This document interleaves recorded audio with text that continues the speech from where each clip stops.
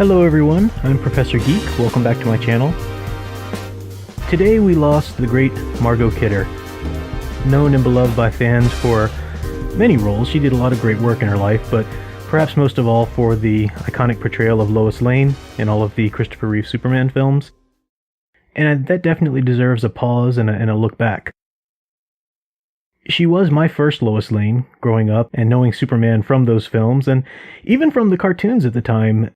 There wasn't a large difference between the Super Friends cartoons and the films in terms of the spirits of the character, but I remember in the Ruby Spears cartoon, the Lois Lane just was almost straight out of that film. In fact, I did an interview with the great Jenny McSwain, who was the voice director and actual voice of Lois Lane in the Ruby Spears series, and I have a link to that in the top right-hand corner. And she basically says, yeah, I was trying to channel Margot Kidder because that was the look and the spirit we were going for in that cartoon. So I really just wanted to speak to how Margot Kidder came to shape the character of Lois Lane. She didn't create Lois Lane, of course. Lois Lane had been around long before that, I know, and I know some people are very loyal to some of the actresses or portrayals that came beforehand, and that's fine. I mean, everybody brings their unique thing to it. But I wanted to, in honor of Margot Kidder, look at the unique touches that she brought to the character and just the unique way that she has really defined Lois Lane and that I believe is carried through into most of the people who've portrayed her afterwards, unless it was a major shift in the story, something like Man of Steel. What Margot brought to the character was a perfect balance of strong, independent, feisty woman and complete starstruck girl in love. You need both of those aspects to Lois Lane, and that's not a popular combination today very much.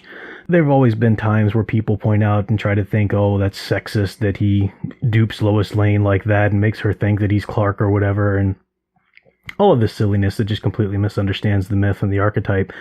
But Margot Kidder understood. In fact, she's got a great quote that yeah, it makes sense that Lois would be a completely different person around Clark than she is around Superman, because that's how women, she says, but even people in general, really act when they're in love. So it makes sense that she would have both of these sides to her personality, but the beauty about how Margot Kidder portrayed it is that neither negates the other. She doesn't cease to be that strong, independent, feisty woman just because she's in love or starstruck. She doesn't cease to be loyal and completely in love with Superman when she's standing up for herself as Lois Lane and doing her own thing there either. She really pulled off both of those aspects and made us believe them as a single character, and that's beautiful. A great example of this from the comics that I always think of Margot Kidder when I read this, because this is her portrayal. And I don't even know if we'd have had this in the comics necessarily put this way if we hadn't had Margot Kidder's portrayal, perhaps. But in Superman for All Seasons, the great tale by Jeff Loeb and Tim Sale, the chapter that Lois narrates is just perfect. And I'll read what she says here. This is her interiority as portrayed in the caption boxes. The problem is, of course, with the whole Prince Charming thing, is that it's a recipe for disaster. A woman has this ideal man in mind, and since no such man exists, no man can live up to that standard. And then comes along Superman and screws up everything. There's just so much about him that we don't know. Where does he go when he's not keeping a bridge from collapsing, or stopping a train from derailing, or answering a child's cry for help? As a reporter, it's maddening. As a woman, forget it.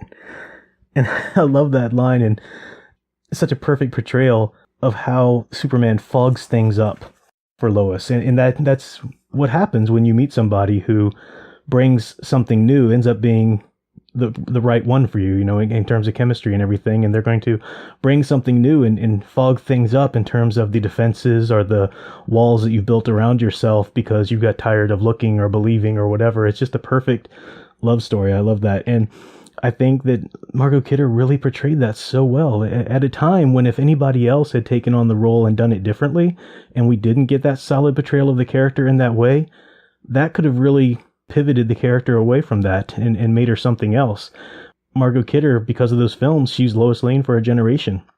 And yes, we've had great portrayals since then, some not so great, but the character remains who she is, and that's due, of course, to the creators and to the people who came before, but it's definitely due to the great Margot Kidder as well. So I wanted to pay tribute to her, at least in terms of speaking specifically about her portrayal of Lois Lane. She did a lot of great other things.